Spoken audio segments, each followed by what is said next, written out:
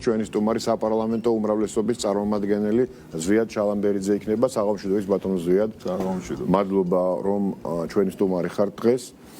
რამდენიმე მნიშვნელოვანი თემა მინდა მიმოვიხილოთ თქვენთან ერთად და მოდი დავიწყოთ ძალიან საინტერესო და აქტუალური ინიციატივით, ახალი ინიციატივით, რომელიც დღეს გაჟღერდა საპარლამენტო უმრავლესობის მხრიდან. კერძოდ ეს ინიციატივა მიზნად ისახავს კონსტიტუციური წესრიგის გამტკიცებას და ამ მიზნით გერმანიის მაგალითის და პრეცედენტის გადმოღებას, სადაც ნებისმიერი ორგანიზაცია, რომელიც არ აღიარებს კონსტიტუციურ ორგანოებს და მოუწოდებს გამოდის ღიად მათდამი დაუმორჩილებლობის მოწოდებით, ცხადდება კანონგარეშე. დღეს მოვისმინეთ ჩვენ ხელისუფლების წარმომადგენელთა შეფასებები და კომენტარები იმასთან დაკავშირებით თუ რატომ არის ეს საჭირო და მათ შორის იმიტომ რომ აი ასეთმა მოწოდებებმა მიგვიყვანა 4 ოქტომბრის გადატრიალების მცდელობამდე და ეს რომ აღიკვეთოს ამის გამო, ამისთვის კარგი იქნება რომ ასეთი მექანიზმი ჩვენს შევქმნათ. მოკლედ კომენტარები მოვისმენთ, მაგრამ მე მინდა რომ თქვენ კიდევ უფრო ვრცლად ახსნათ ჩვენს ეთერში აუხსნათ ქართულ საზოგადოებას, რას გულისხმობს ეს ინიციატივა, რა ეტაპზეა ამჯერად დღესდღეობით და რა შედეგს ველოდებით ამ ინიციატივის განხორციელებისგან. მოგესალმებით, მივესალმებით ჩვენს მაყურებელს.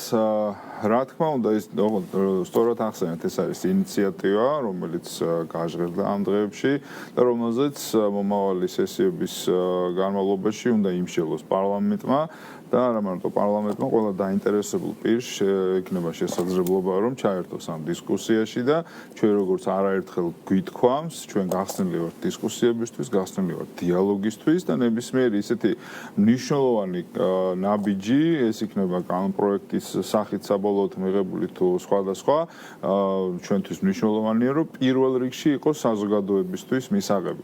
და დიახ, ჩვენ როგორც ესე ვთქვათ, ძალიან პასუხისმგებლიანი ხელისუფლება, ხშირ შემთხვევაში და ეს პირველად არ მოხდარა, ვიზიარებთ გარკვეულწილად იმ ევროპული ქვეყნების და არა მარტო ევროპული ქვეყნების, ამერიკისაც გამოცდილებას, როგორიც მათ დაუშვათ თავისი განვითარების გზაზე ჰქონიათ, ხო? და დღევანდელ დღეს ეს არის ერთ-ერთი მაგალითი, რომელიც ახლა ამ შემთხვევაში გერმანია ახსენეთ, ხო? გერმანიას ჰქონდა ეს მაგალითი, რომელთაც აკრძალეს ის ორგანიზაცია, რომელიც კონსტიტუციურ, ასე ვთქვათ, ფარგლებში მოქმედ ხელისუფლებას და სხვადასხვა არაკონსტიტუციურად აღიარებდა და შესაბამისად მოწოდებებით იყო დაკავებული, რომ დაუშვათ მათი მიმდევრები კიდევ უფრო გამრავლებული იყვნენ, როგორც ვიცით, დაახლოებით 20,000-მდე მიმდევარი უკვე ყავდათ და შესაბამისად ეს პარალელი შეიძლება იყოს ახლა გასმული ჩვენს ქვეყანასთანაც, ხო? და დღეს ხელისუფლების მხრიდან გაჟღერდა არაერთხელ რომ ძალიან მნიშვნელოვანია რომ კონსტიტუციური წყობილება იყოს განმტკიცებული, რაც თქვენს ახსენეთ, ხო? რასაც ხელს უშლის სწორედ ისეთი მოწოდებები, რომელიც როგორიც ჩვენ ნახეთ 4 ოქტომბერს, ხო? ნახეთ თუ როგორი მოწოდებები იყო ანტიკონსტიტუციური, არ აღიარებენ დღევანდელ ხელისუფლებას, რომელიც ჩვენი ხალხის უმრავლესობის ამორჩევლის მიერ არის არჩეული და შესაბამისად ეს მოწოდებები არა მარტო 4 ოქტომბერს, მის შემდეგაც გრძელდება, რაც ცალსახად უშლის ჩვენს ქვეყანას განვითარებას ხელს და შესაბამისად ხელისუფლების მოვალეობა რა თქმა უნდა არის რომ ქვეყნის განვითარება განაგრძოს და ის ხელის შემშლელი ფაქტორები რა თქმა უნდა დემოკრატიულ გზაზე იქნეს აღმოფხრილი და სწორედ ეს იყო ამის გამოძახილი იყო ეს ინიციატივაც რომელიც გაჟღერდა და რომელზეც მომავალი სესიების პერიოდში და განმავლობაში ჩვენ გვექნება საშუალება რომ ვიმსჯელოთ. მოდი მაყურებელს ისიც შევახსენოთ დღეს პარლამენტის თავმჯდომარემ საგანგებოდ გაუსვა ამ ინფორმაციას ხაზი რომ რაიხსბურგერების მოძრაობა იყო ასეთი გერმანიაში 20,000-ზე მეტი მხარდამჭერი ყავდა ამ ორგანიზაციას და ერთ დღეში დახურეს მხოლოდ იმის გამო მინისტრის გადაწყვეტილებით იუსტიციის მინისტრის გადაწყვეტილებით მხოლოდ იმის გამო ახლა მხოლოდ აქ რა თქმა უნდა ირონიულად ვიყენებ ამ ტერმინს, იმიტომ რომ ეს მხოლოდ არ არის, ეს არის ალბათ ყველაზე უფრო მნიშვნელოვანი, ერთ-ერთი ყველაზე უფრო მნიშვნელოვანი დანაშაული, რაც შეიძლება ორგანიზაციამ თუ ცალკეულმა პირმა ჩაიდინოს. იმის გამო, რომ ისინი ქმნიდნენ რაღაც პარალელურ სტრუქტურებს, ანუ ერთის მხრივ არსებობს საზოგადოების უმრავლესობის მიერ არჩეული და არჩეული ხელისუფლება, საკანონმდებლო ორგანო, მერე შემდეგ ის აკომპლექტებს მთავრობას და მოკლედ მიმდინარეობს თავდასხმა პოლიციაზე, თავდასხმა საჯარო მოხელეებზე, რაც ზუსტად იგივე ხდებოდა ჩვენს ქვეყანაშიც, ხო? და სწორედ აი ეს იყო არგუმენტაცია, რის გამოც გერმანიის ამ შემთხვევაში იუსტიციის სამინისტრომ მიიღო გადაწყვეტილება, რომ ისინი დაეხურა. ანუ ოფიციალური ხელისუფლების, საზოგადოების უმრავლესობის მიერ არჩეული ხელისუფლების არაღიარება გარკვეული პარალელური სტრუქტურების ჩამოყალიბების დაანონსება, რაც არაერთხელ ვნახეთ, ევროპაში ფასდება როგორც ექსტრემიზმი და იკრძალება. სავარაუდოდ ევროპაში ის ვერც მოხდებოდა, რაც ჩვენთან მოხდა. გვახსოვს ჩვენ რომ პირდაპირ ეთერში მიტინგზე აყალიბებდნენ რაღაც ალტერნატიულ მთავრობას. პრინციპში ეს სხვა არაფერია თუ არა ორ ხელისუფლებიანობის ჩამოყალიბების მცდელობა. მე ცოტა შორს ვარ იმ აზრისგან, რომ ჩვენ ხელისუფლებასთან პარალელი გავალო, რაც მათ ვითომ ხელისუფლება ჩამოაყალიბეს, ეს იყო აბსოლუტურად რაღაცა სპექტაკლი, თეატრი, რომელშიც დააჯერეს საკუთარი თავი, რომ მათ შეეძლოთ ასე ვთქვათ სახელმწიფო გადატრიალების მოწყობა. თუმცა მცდელობა იყო ყველა ვნახეთ. თუმცა პრეცედენტი აქვს მნიშვნელოვანი, თორემ ალბათ ვერც 70 მილიონიან გერმანიაში 20,000 მხარდამჭერის მქონე მოძრაობა ჩამოაყალიბებდა რაღაც რეალურ ალტერნატივას, თუნდაც ფაქტობრივ ალტერნატივას. მაგრამ პრეცედენტის სახით, თუნდაც პრეცედენტის სახით მოხდა მისი აკრძალვა, იმიტომ რომ შესაძლოა ხვალ უფრო მსხვილ გაერთიანებას გაუჩნდეს მსგავსი სურვილი, შესაძლოა ხვალ რომელიმე პარტიამ წააგოს არჩევნები მცირე, ასე ვთქვათ, განსხვავებით და მას გაუჩნდეს ასეთი ცდუნება, რომ ჩამოაყალიბოს ალტერნატიული ხელისუფლება და როცა განსხვავება ვთქვათ არც ისე დიდია მიღებულ ხმებში და საზოგადოებრივ ხარდაჭერაში, ამ დროს უკვე ორხელისუფლებიანობა შეიძლება რეალურ გამოწვევად იქცეს და ასეთი პრეცედენტებიც ყოფილა ჩვენს ისტორიაშიც და არა მხოლოდ ჩვენს ისტორიაში, ჩვენი მეზობლების ახალ ისტორიაშიც. ამ კონკრეტული მაგალითების დასახელების გარეშე. მოკლედ ძალიან საინტერესო თემაა და მივადევნებთ ამ პროცესს თვალყურს, რასაკვირველია. სხვათა შორის დღეს 4 თვე გავიდა აი იმ 4 ოქტომბრის პრეზიდენტის სასახლის შტურმიდან და 4 თვე გავიდა, რაც ბრიუსელი და ევროპული ბიუროკრატია დუმს ამ ფაქტთან დაკავშირებით არაფერს არ ამბობს. საერთოდ. და პარლამენტის თავმჯდომარემ ძალიან ცვლად ისაუბრა ამ თემასთან დაკავშირებით და მან ისიც განაცხადა, რომ მთელი ამ პერიოდის განმავლობაში და არაერთხელ გვითხოვს ჩვენც, რომ მიმართავდით შესაბამისად ევროკავშირის ელს, ევროკავშირს, რომ მათ დაეფიქსირებიათ თავიანთი პოზიცია 4 ოქტომბერთან მიმართებით, პოზიცია ძალიან მარტივი პოზიცია, ხო? უნდა დაგმო ძალადობა. რომელიც ძალადობა ხალხის მიერ არჩეული მთავრობის წინააღმდეგ. მაგრამ ჩვენ ნახეთ, რომ 4 თვის განმავლობაში ეს პირში წყალ ჩაგუბებული არიან, ისე როგორც არაერთ სხვა შემთხვევაში, ძალიან ბევრჯერ ყოფილა ეს შემთხვევა, როდესაც ჩვენ მიგვიმართავს, რომ რაღაც გარკვეული პოზიცია დაეფიქსირებიათ ან არა მარტო ევროკავშირის ელს, არამედ სხვადასხვა დიპლომატიური კორპუსის წარმომადგენლებს, მაგრამ მათგან ვიღებთ ყოველთვის დუმილს. და დღეს პარლამენტის თავმჯდომარემაც განაცხადა, რომ ამ დღევანდელ დღეს რომ ჩვენ კიდევ პასუხი ვერ მივიღეთ, ეს ნიშნავს, რომ მათ უკვე აქვს თავისი პოზიცია და ეს პოზიცია არის ის, რომ ისინი ამართლებენ ძალადობას, რომელიც მოხდა 4 ოქტომბერს ხალხის მიერ არჩეული ხელისუფლების წინააღმდეგ. ეს არის და ეს უბრალოდ მეტი სხვა დასკვნის გაკეთება და დასკვნის გამოტანა ამ შემთხვევაში არც ჩვენ და არც ქართულ ხალხს არ შეუძლია და თუ რაიმე საწინააღმდეგო მათ აქვთ, კი ბატონო, ჩვენ მზად ვართ რომ მოვისმინოთ მათი განცხადებები. აი ეს შეფასება განსაკუთრებით აქტუალურია თუ გავითვალისწინებთ იმას და გავიხსენებთ იმას, როგორი იყო მათი დამოკიდებულება პოლიტიკური პროცესების და მათ შორის დემონსტრაციების და მიტინგების მიმართ ნაციონალური მოძრაობის მმართველობის პერიოდში. მე კარგად მახსოვს და ჩვენი საზოგადოების უდიდეს ნაწილსაც ახსოვს, ჯერ არ არის იმდენი დრო გასული, რომ მთელი თაობა წასულიყო. მაგალითად, როგორ აუნთო ამ შემთხვევაში ამერიკის შეერთებული შტატების საელჩოზე მაქვს საუბარი, მაგრამ ევროპული ბიუროკრატიაც ანალოგიურად იქცეოდა აბსოლუტურად, როგორ აუნთო როგორ უნთებდა ხოლმე მწვანე შუქს დასავლეთის ბიუროკრატია სააკაშვილის მთავრობას მიტინგების დარბევაზე. და ამის მთავარი მიზეზი ხო ვიცით რაც არის? მთავრობა, რომელიც 100%-ით ატარებდა უცხო ქვეყნის ინტერესებს, ამ შემთხვევაში ეს იქნება შტატების ინტერესი იყო თუ ევროკავშირის სხვადასხვა ბიუროკრატიის და არ ატარებდა ჩვენი ხალხის და ჩვენი ქვეყნის ინტერესებს. და შესაბამისად იყო აქედან გამოწვეული, რომ ისინი თავიდან ბოლომდე ასე ვთქვათ ამართლებდნენ იმ ნაბიჯებს, რასაც ის დგამდა.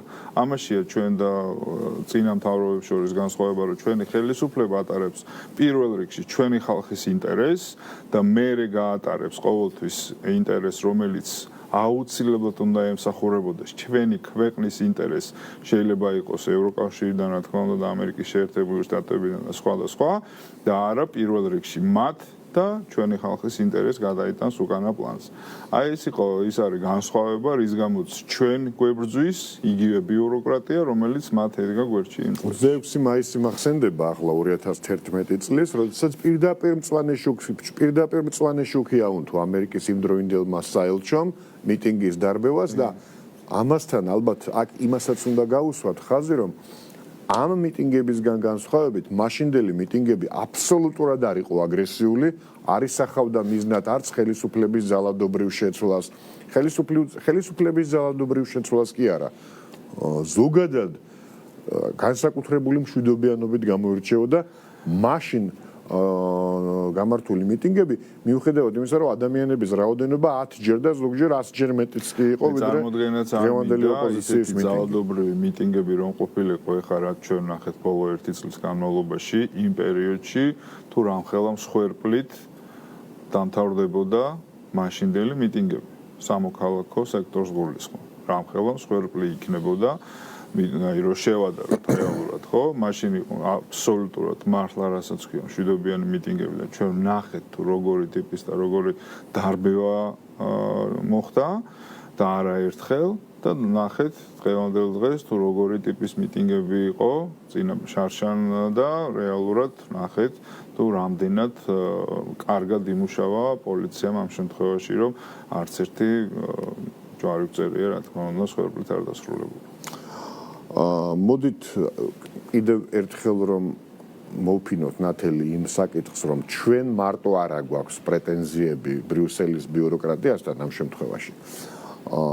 კიდევ ერთი ამბავი შევახსენოთ ჩვენს მაყურებელს, სულ ახალი ამბავი, ამერიკის შეერთებული შტატების წარმომადგენელთა პალატის იურიდიული კომიტეტის ანგარიში გასაჯაროვდა და შუალედური ანგარიში, სადაც ვაშინგტონი ზუსტად იგივე პრეტენზიებს უყენებს ბრიუსელს, რასაც ჩვენ ვაჟღერებთ უკვე 2022 წლიდან მინიმუმ. მანამდეც იყო კონკრეტული გზავნილები, კონკრეტული ასე ვთქვათ პრეტენზიები, მაგრამ 2022 წლიდან ჩვენ უკვე ჩაგვაყენეს ისეთ მდგომარეობაში, რომ სხვა გამოსავალი პრინციპში აღარც დაგჭა, გარდა იმისა, რომ ხმამაღლა დავიცვათ თავი, მოდი ასე ვთქვათ. და მოდით ამ ანგარიშზე გავაკეთოთ კომენტარი და კიდევ ერთხელ ავხსნათ საზოგადოებას, რომ ეს პრეტენზიები რაღაცა ციდან მოტანილი კი არ არის და ან რაღაცა ჩვენი ფანტაზიის ნაყოფი, არამედ ამერიკასაც იგივე ეჩვენება? დიახ, არ ეჩვენება. საქმეც მაგაშია, რომ რასაც ახლანდელი ტრამპის ადმინისტრაცია საუბრობს და ამ შემთხვევაში ხა კონგრესია, ეს ყველაფერი, ყველა ესეთი დასკვნა, ეს შუალედური იქნება თუ საბოლოო, არის აბსოლუტურად თავიდან ბოლომდე ფაქტებზე დაყრდნობით. ეს არ არის ის, რომ რეალურად ვიღაცას რაღაცა მოაფიქრდა და რაღაცა ზედაპირული განცხადება განცხადებები გააკეთა. ბოლო 1 წელია ფაქტიურად ჩვენ თვალს ვადევნებთ და არაერთხელ ყოფილა ესეთი შემთხვევა, დავიწყოთ ისევ არასამთავრობო ორგანიზაციების მხილებიდან, რასაც ჩვენ საუბრობდით უკვე ბოლო წლების განმავლობაში და რაშიც ახლა ტრამპის ადმინისტრაცია წამოგვეწია და არაერთი მხილება ვნახეთ ჩვენ არასამთავრობო ორგანიზაციების და მათი მიერ განხორციელებული საქმიანობების არა მარტო საქართველოში, არამედ მთელი მსოფლიოს მასშტაბით და ეხლა დღევანდელი განცხადებებიც სწორედ იმას უსვამს ხაზს, რომ ზუსტად ციფრებით კონკრეტდება თუ რამდენ ქვეყანაში, ნათქვამი იყო 6 ქვეყანაში, 8 არჩევნებში ბოლო 1 წლის განმავლობაში. 2 წლის განმავლობაში უფრო ზუსტად მოხდა ჩარევა ევროსაბჭოს, ევროკომისიის მიერ და რეალურად მათი მხრიდან ესე ვთქვათ ციფრულ მიმართულებაში იბლოკებოდა ისეთი პოსტები, ისეთი რაღაც ინფორმაცია, რომელიც შეიცავდა ისეთ ტიპის ინფორმაციას, რომ დაუშვათ ამა თუ იმ ქვეყნისთვის მნიშვნელოვანი იყო და განცხადებები კეთებოდა, რომ ოჯახი არის დედა, მამა და შვილი და სადაც იყო რომ დაუშვათ ერთსქესიანთა ქორწინება არ უნდა მოხდეს და სხვა და სხვა. აი ესეთი ტიპის წინასაარჩევნო კამპანიის შემადგენელი პოსტები, ვიდეოები, აუდიო ყველაფერი იბლოკებოდა მათი ჩარევის შედეგად.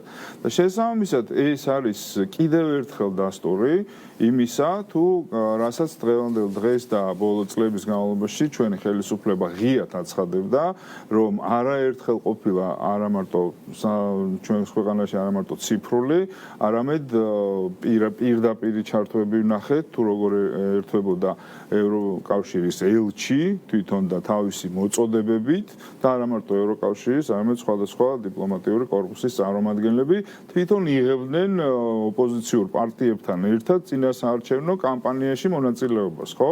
არაერთხელ ვნახეთ. და თან კიდე საინტერესო ერთ ფაქტია, რომ ასევე მტკიცდება, რომ ამერიკაში, ასე ტრამპის არჩევნებშიც, ოღონდ ევროპის მასშტაბითაც იყვნენ ჩარეული ეს ევროკომისიის შესაბამისი ძალები, რომ რაღაც გარკვეული ზეგავლენა მოეხდინათ არჩევნებს. მე ვფიქრობ, რომ ეს დასაწყისია ამ ხილების და კიდევ ბევრი სიურპრიზი ჩვენ ვნახავთ, იმიტომ რომ ფაქტი ჯიუტია ზოგადად და ფაქტი თუ იყო ჩვენი ქვეყნის მიმართ, იგივე ფაქტები ამოტივტივდება ძალიან ბევრ ქვეყანაში, ხო? და ეს ახლა არის მხოლოდ 2 წლის ანგარიში. და არავინ არ ვიცით მანამდე როგორ ხდებოდა ან სხვა ქვეყნებში როგორ ხდებოდა და როგორი ტიპის ჩარევები იყო. ეს არის შუალედური ანგარიში, რომელსაც მე ვფიქრობ ძალიან ყურადღებით მოусმეს და გაანალიზებენ კონკრეტულად ის ქვეყნები და მათ შორის ჩვენ ვნახეთ ახლა რუმინეთის მაგალითიც და რუმინეთშიც უკვე ესე გაჟღერდა რომ ის მათ არჩევნებზე გვახსოვს გაუქმეს კი ბატონო და ახლა მოწოდებები ისმის დღეს უკვე რომ არჩევნები ხელახლა ჩატარდეს, იმიტომ რომ ის არჩევნები ევროკომისიის ჩართულობის შესაბამისად გაუქმდა და რეალურად მოსახლეობამ დაინახა რომ მათი არჩევანი კი არ იყო მნიშვნელოვანი. მნიშვნელოვანი იყო ევროკომისიას რა არჩევანი ხდება ამ ქვეყნის კი ბატონო ამ ქვეყნის მიმართ. და გამოდის რომ ესე იგი ფაქტიურად რიგ ქვეყნებს უზღუდავენ არჩევანის თავისუფლებას ისევ თავისუფლების მოტივით. მოლდოვაც შეიძლება გავიხსენოთ სანდომ, რომელიც საკუთარი ქვეყნის გაუქმების მომხრეა, საკუთარ ქვეყანაში არჩევნები ვერ მოიგო, ჩვენ ძალიან კარგად გვახსოვს. არჩევნები მოიგო ემიგრანტების ევროპიდან გაგზავნილი ხმებით და თუ იმასაც გავიხსენებთ, როგორი სკანდალი, რამდენი სკანდალი ვიხილეთ ჩვენ ამ გაგზავნილ ხმებთან დაკავშირებით, თვითონ ამერიკაში და სხვა ქვეყნებში. მოდი დავიტოვოთ უფლება, გქონდეს კითხვის ნიშნები იმასთან დაკავშირებით, ეს ხმები როგორ გაიგზავნა, ვინ შემოხაზეს, რატომ შემოხაზეს და საერთოდ ეხლა თავის ქვეყანას იქეთ, ვისგანაც ხმები მიიღო, არ ვიცი, საერთოდ პარადოქსია. ქვეყნის ლიდერი, როცა თავის ქვეყნის სუვერენიტეტზე ამბობს უარს. ხო, ეს ალბათ ისტორიაში ალბათ შევა როგორც უნიკალური პრეცედენტი, იმიტომ რომ სხვა ასეთი პრეცედენტი არ მახსენდება ნამდვილად. კიდევ ერთ მნიშვნელოვან თემას მინდა შევეხოთ და მინდა რომ თქვენ განუმარტოთ საზოგადოებას და მიაწოდოთ ინფორმაცია. განათლების რეფორმა, ძალიან მნიშვნელოვანი რეფორმა, რომელიც დღეს პარლამენტმა მესამე მოსმენით უკვე დაამტკიცა. ბევრ ასპექტს მოიცავს ეს რეფორმა და მრავალწახნაგოვანია, ბევრი მოლოდინი გვაქვს. მოდი ავხსნათ კიდევ ერთხელ საზოგადოებას, რა არის ის ძირითადი პუნქტები და მოლოდინები, რაც ამ რეფორმის შედეგად უნდა განხორციელდეს და შემდგომი ნაბიჯები რას უნდა ველოდოთ, ასე ვთქვათ, უახლოეს მომავალში. დიახ, ნახეთ, ძალიან მნიშვნელოვანი თემაა, მნიშვნელოვანი იმდენად, რამდენადაც ამ რეფორმაზე არის, რა თქმა უნდა, დამოკიდებული პირდაპირ პროპორციულად ჩვენი ქვეყნის ხვალინდელი დღე. ჩვენ თითოეული ჩვენთაგანი ვაღიარებთ დღევანდელ დღეს, რომ განათლების რეფორმა არის უმნიშვნელოვანესი და ძალიან საჭირო. ჩვენ ვაღიარეთ თუ როგორი რა სახის პრობლემები არის განათლებაში და დღევანდელ დღეს სახელმწიფომ დასახა ის გზა თუ როგორ ხედავს ამ პრობლემების მოგვარებას და როგორი უნდა იყოს ჩვენი ხვალინდელი განათლებული ახალგაზრდა თაობა. ჩვენ შევისწავლეთ რეალურად შრომის ბაზარი, შევისწავლეთ ის რაოდენობის სტუდენტები ყავს ყოველ წელიწადს ამთავრებენ უნივერსიტეტებს, რაოდენობის სტუდენტი საქმდება, რაოდენობის ვერ საქმდება და ასე შემდეგ და რა თქმა უნდა ეს არის ძალიან ერთი კომპლექსური მთლიანი მოდელი, რომელიც აბსოლუტურად თავიდან ბოლომდე უნდა მუშაობდეს გამართულად. აქ შეფერხებები ის რომ დავუშვათ დღევანდელ დღეს პირობითად ორჯერ და სამჯერ მეტი სტუდენტი ამთავრებს უნივერსიტეტს, ვიდრე დღევანდელ დღეს სამუშაო ადგილები შეუძლია ქვეყანაში შესთავაზოს, ეს არის ერთ-ერთი უმნიშვნელოვანესი საკითხი. თან მერე როგორი ხარისხით ამთავრებენ ეს სტუდენტები და რამდენი უნივერსიტეტი გვაქვს და ასე შემდეგ. და რა თქმა უნდა მნიშვნელოვანი იყო უცხო ქვეყნების პრაქტიკის გაზიარება, ისეთი ქვეყნების, რა თქმა უნდა, ევროპული ქვეყნების, რომელთაც მქონიათ მსგავსი პრეცედენტები თავიანთი განვითარების გზაზე და შესაბამისად ჩვენც მივედით იქამდე რეალურად რომ მესმის რომ ძალიან რადიკალური ნაბიჯების გადადგმა გვიწევს, მაგრამ აუცილებლად რაღაც ნაბიჯები უნდა გადაიდგას იმისთვის, რომ საბოლოოდ მივიღოთ ის შედეგი, რა შედეგიც სჭირდება ჩვენს ქვეყანას და სჭირდება ჩვენს ახალგაზრდებს.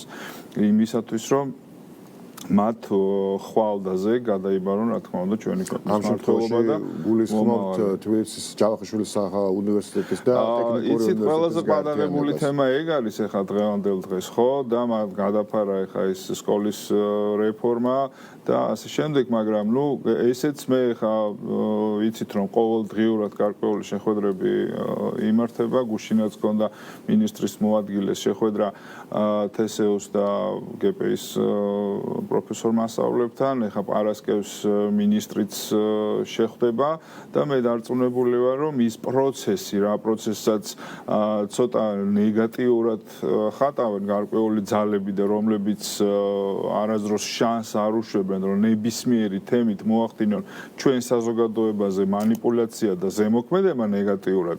ის ძალები, რა თქმა უნდა, ესე ვთქვათ, საგნობრივ დისკუსიაში ვერ შემოვლენ, იმიტომ რომ ის მიზანი, რაც არის ჩვენი, რომ განათლებას სჭირდება ამ შემთხვევაში ჩარევა და დახმარება, რომ უფრო მეტად განვითარდეს, ეს ერთ-ერთი სწორი გადადგმული ნაბიჯია ამ მიმართულებით. იმიტომ რომ ეს რეალურად ჩვენ განვაცხადეთ, რომ სახელმწიფო უნივერსიტეტები ერთ ქალაქში უნდა იყოს ერთი ფაკულტეტი.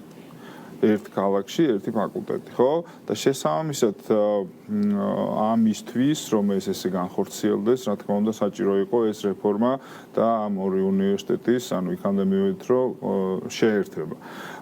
პირადად მე ნამდვილად ვერ ხედავ ამაში უცნაურს და ცუდს ვერაფერს, იმიტომ რომ ის პროექტი ნაბიჯები, რასაც განათლების სამინისტრო აპირებს, რომ გადადგა სამუნივერსიტეტების კიდევ უფრო რეიტინგის ასაწევად, ეს ამას რა თქმა უნდა, ეხა ერთ თვეში და ორ თვეში ჩვენ ვერ დავინახავთ, მაგრამ გრძელვადიან პერიოდში ძალიან კარგად დავინახავთ ყველა, თუ ეს გაერთიანებული უნივერსიტეტი რამდენად უფრო მეტად რეიტინგული გახდება მსოფლიოს მასშტაბით, ხო? და ყველა ვნახავთ, რომ თურმე ეს დღევანდელი შეიძლება ითქვას ტკივნეული ნაბიჯი ყოფილა ერთადერთი და სწორი გადაწყვეტილება.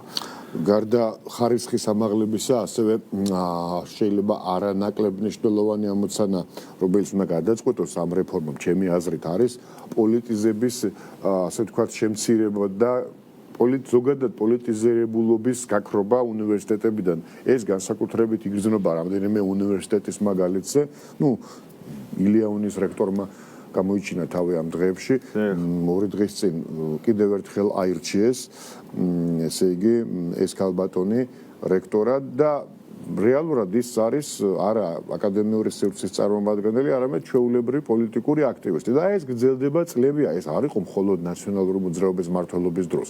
ქართული ოცნების მმართველობის მთელი პერიოდიც ასეა ილიაუნის ხელმძღვანელობა.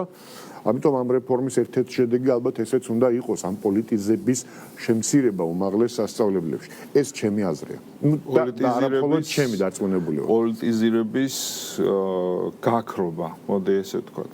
პოლიტიზირებული არც ერთი უნივერსიტეტი, არც სახელმწიფო და არც კერძო არ უნდა იყოს ჩვენს ქვეყანაში. რა თქმა უნდა, ეხლა ჩვენ არ მიგვიწვდება ხელი და ესე ვერ ჩავერევით, მაგრამ რეალურად ის ფაქტი, რომ დღევანდელ დღეს ილიაუნის რექტორი გამოდის და ეხლა გვიანონსებს მომავალ დღეებში, რომ მან უნდა წაიყვანოს რაღაც გარკვეული შეკრება, სადაც უნდა ისაუბროს ჩვენი განათლების მომავალზე, ამას ვნახავთ ეხლა რეალურად კარგი ანდაზა გვაქვს ფიციმწამს ბოლო მაკვირვებსო, ხო?